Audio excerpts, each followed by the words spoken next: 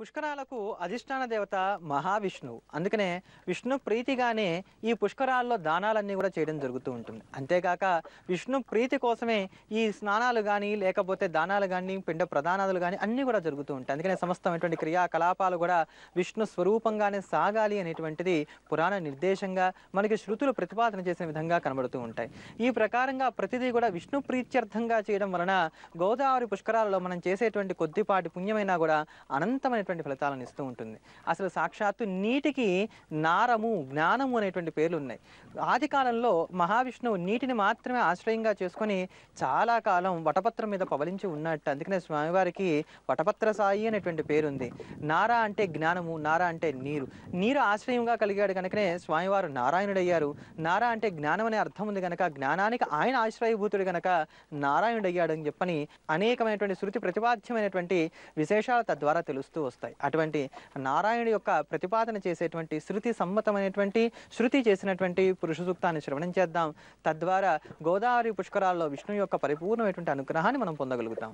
సహస్రశీర్షా పురుషః సహస్రాక్ష సహస్రపాత్ స భూమిం విశ్వతా కృత్వా అత్యధిష్టదశాంగులం పురుష ఏవేదగం సర్వం యద్భూతం యశ్చ భవ్యం ఉతామృతత్వశేషానః యదన్నేనాతిరోహతే ఏతావానస్య మహిమా అతోఛాయాగోశ్చ పురుషః పాదోస్య విశ్వాభూతాని త్రిపాదస్య అమృతం దివే త్రిపాదోర్ధ్వదై పురుషః పాదోస్యేహ భవాత్మనః తతో విశ్వన్యక్రామతో సహసనాసనే అభి తస్మాద్విరాడజాయత విరాజో అధిపూరుషః సజాతో అశ్చరిష్యత పశ్చాద్భూమిమథో పురః యత్పురుషేణ హవిషా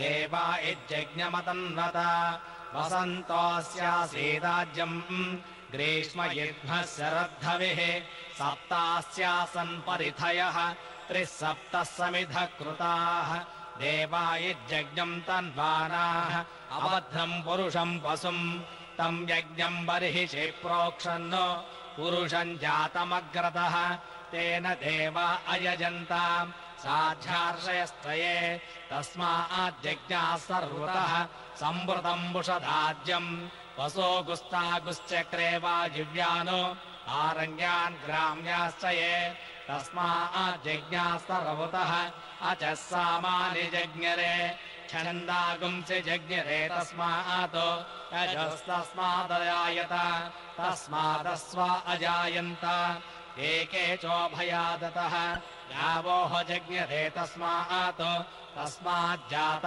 అజావయః యత్పురుషం యదదుః కటిధా వ్యకల్పయన్ ముఖం కిమస్య కౌ బాహు కాఘోరోపాదాగుచ్యేతే బ్రాహ్మణో అస్య ముఖమాసేత్ బాహో రాజన్యః కృతః ఊరో తదస్య యద్వైశ్యః పద్భ్యాగుం సోద్రో అజాయత చంద్రమా మనసో జాతః చక్షుః సూర్యో అజాయత ముఖాదింద్రశ్చాగ్నిశ్చ ప్రాణాద్వాయురజాయత నాభ్యాసీదంతరిక్షం శ్రేష్ణో జో సమవర్తత పద్భ్యాం భూమిర్దిశస్తోత్రాత్ ధా లోకాగుం అకల్పయన్ వేదాహమేతం పురుషం మహాంతం ఆదిత్యవర్ణం తమసస్తు పారే సర్వాణి రూపాణి విచిత్యధీరః నామాని కృత్వాభివదన్యదాస్తే ధాతా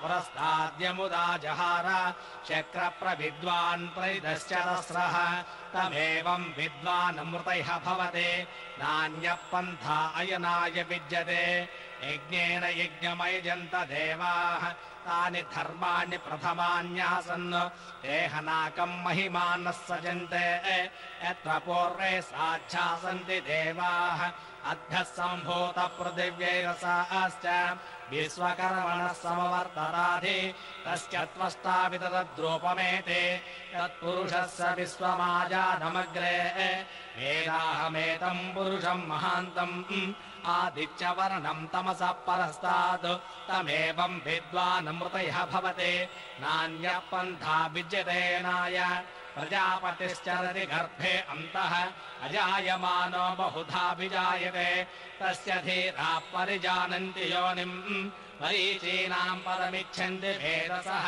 यो देवेभ्य आतपते यो देवानाम् पुरोहितः पूर्वो यो देवेभ्यो जातः नमो रुचाय ब्राह्मये रुचम् ब्राह्मम् जनयन्तः देवा अग्रे तदब्रुवन् यस्त्वैवम् ब्राह्मणो विजात् तस्य देवा असन्वसे रेष्टरे लक्ष्मीश्च पत्नो अहोरात्रे पार्श्वे नक्षत्राणि रूपम् अश्विनो व्यात्तम् इष्टम् मनिषाण अमुम् मनिषाण सर्वम् मनिषाण तच्छम्